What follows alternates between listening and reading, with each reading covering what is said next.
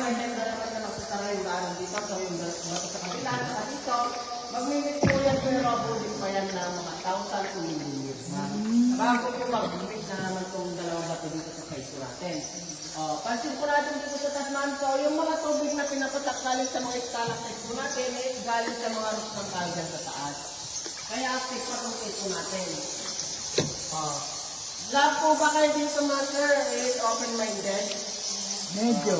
Wala naman open-minded? Kasi andito yung mga differences po ng mga mushroom po kasi namin dito, mga hindi po sa bulo. Kaso bagay dito po sa mga tubig po natin, lumulutang pa lang. Small, medium, large, meron tayo. Ayan. So, sir, pinakamalang sizes po namin dito, Master, paano po siya?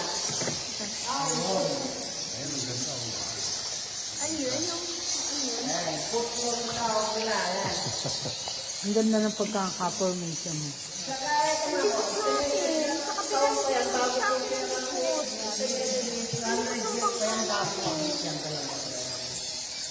Sabihin na lang natin na makatapos ko naman dito, balik ko kayo. Yan ang pinakamalaki. Ducks?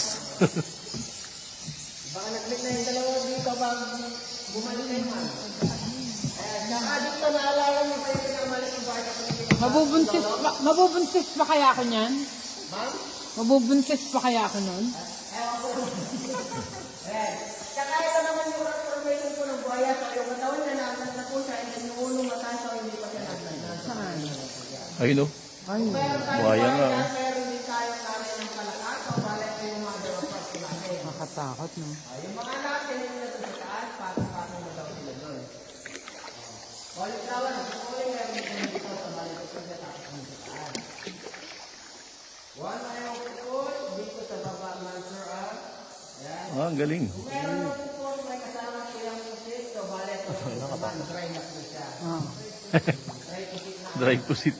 Saka wala natin makikita dito yung para sa ulo ng kabayo sa buhok ng pusit. Ayan o.